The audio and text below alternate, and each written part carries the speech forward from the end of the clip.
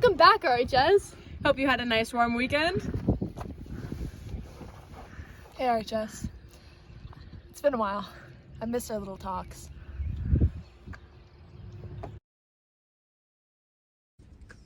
You know what? I'm so famished. When is that banquet? Banquet starts at 5:30. Look at me, I'm turning in my money for the banquet. Hi, can I money for the banquet? Thank you. Okay. Doors open for the Grand March at 7 o'clock sharp. 7:30, the Grand March starts. Be there, be square. It starts after the walk and post-prom to follow until 3 o'clock. Post-prom fun.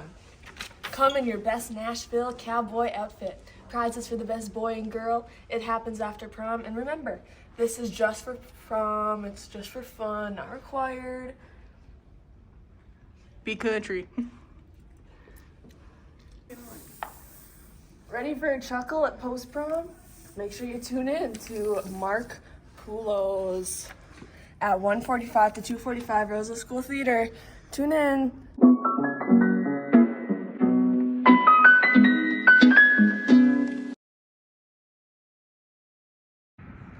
Monday, partly cloudy, high of 42, low of 22. Tuesday, sunny, high of 44, low of 21. Wednesday, sunny, high of 48, low of 19. Thursday, high of 56, low of 29, partly cloudy. Friday, cloudy, high of 56, low of 42.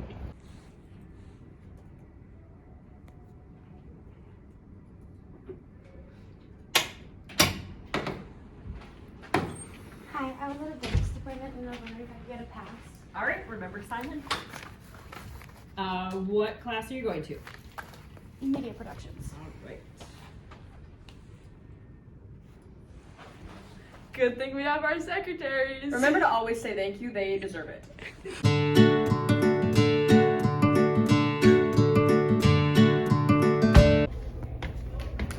Hey guys, what's tonight? PTO meeting. 5:30 at the cafeteria.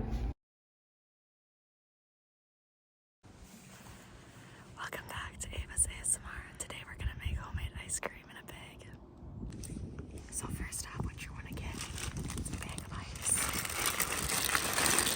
Next, you're gonna want iodized salt. You're gonna want half and half and make sure it's not expired. Next, we have imitation vanilla extract. You're only gonna need a few tablespoons, but okay.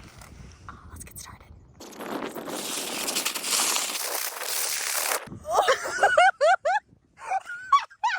Hi guys, alright, let's try it. Yuck. I am with our state qualifying duos speech team, I'm Levi Dieter. Catherine Kennedy, and so they're gonna perform their piece for all of us to watch. Those of us who've been trapped in a horror movie have a choice. We can either line up with the other cattle and march into the slaughterhouse. Or we can fight back.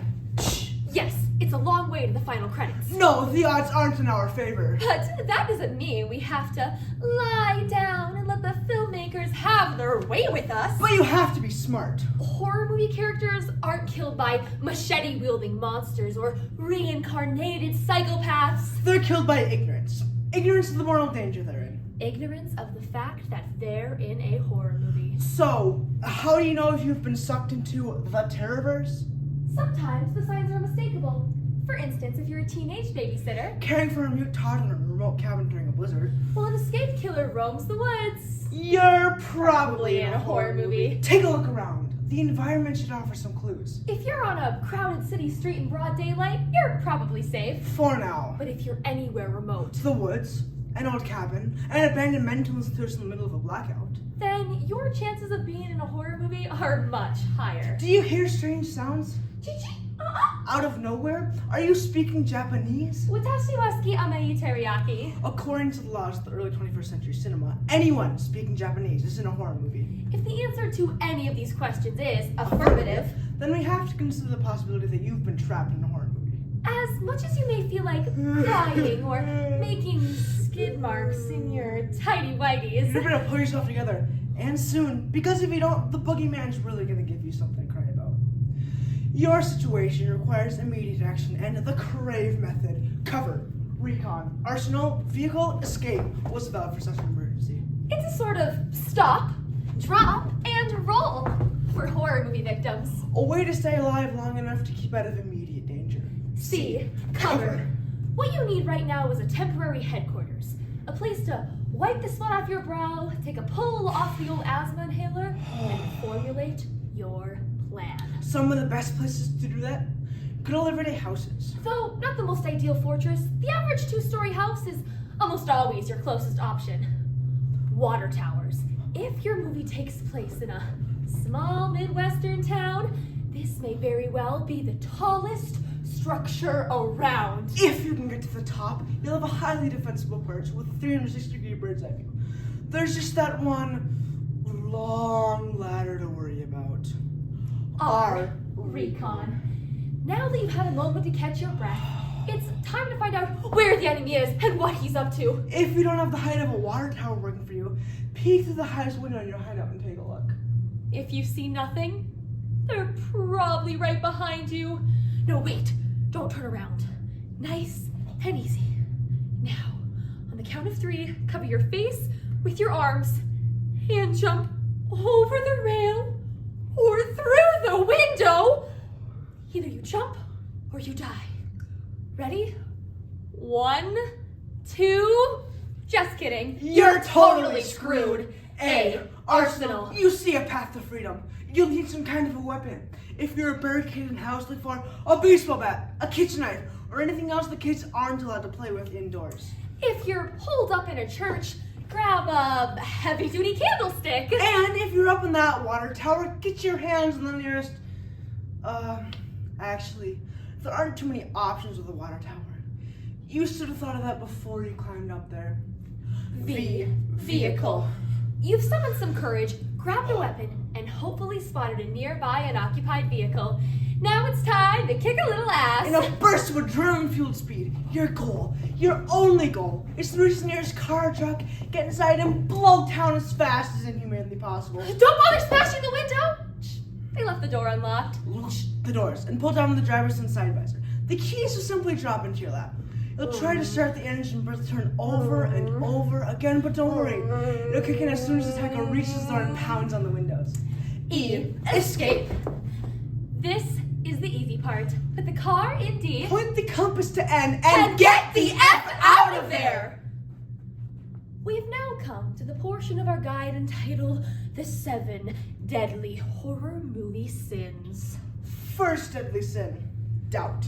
There are 2 types of horror movie characters. Those who believe your story, and those who don't. It was just a dream, honey. No, it wasn't. Come on, people. Your son or daughter's having reoccurring dreams about being brutally murdered night after night. And you're pushing it aside as what? Indigestion? Those are just ghost stories our parents told us. Yes, and they happen to be true. If all the moms and dads have spent the last 17 years telling you to not go into the abandoned mannequin factory, here's an idea. Don't go into the abandoned mannequin factory! Second deadly sin, machismo. You'll recognize the jock who thinks his football skills are enough to defeat the reincarnated serial killer. Remember, if you're a male in horror movies, testosterone might as well be cyanide. You want some of this? You know the guy, the one who just can't take it anymore. What's your plan, huh? Sit here and wait for that thing to pick us off one by one? No way, man. Not me. He runs out to the open yelling something like, Come on, show your face! and well, you know how that ends. Third deadly sin, independence. Have you ever seen those documentaries about wildebeests? The ones with something but slow motion footage of them getting torn apart by lions and crocodiles. Great, isn't it? Funny how the predators always seem to go for the animals on the outer edges of the herd. The ones who are either too slow or stupid to draw strength from their numbers. This is not a coincidence. Fourth deadly sin, ugliness. Nobody said horror movies were fair. Fifth deadly sin, curiosity. One of the basic horror movie equations, investigation equals mutilation. Is that you, Patches? If Patches is the name for the man hiding in your closet with razor blades on its fingertips, then yes, it is. Do you think it's dead? No, go ahead and poke it with a stick.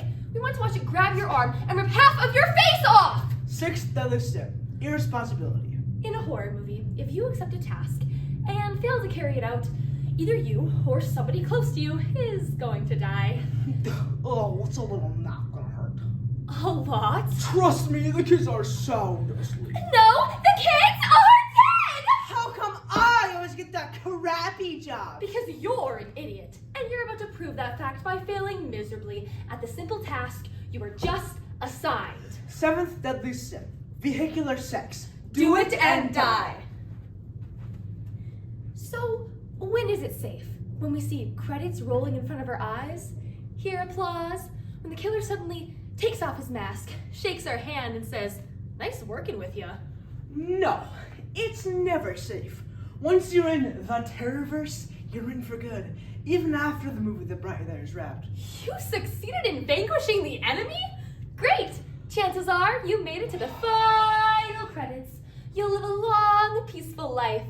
Especially if your movie bombs in the box office. But there will always be a possibility, however so slight, that you'll be called back in for a sequel. Ask Jamie Lee Curtis. Screenwriters will keep dreaming up new villains and killing methods. Directors will get sleeker and bloodier. And the enemy will keep its fangs and machetes razor sharp. You better keep your skills the same way.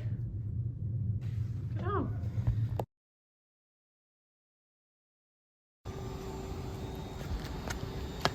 Have a good week, alright, Jess?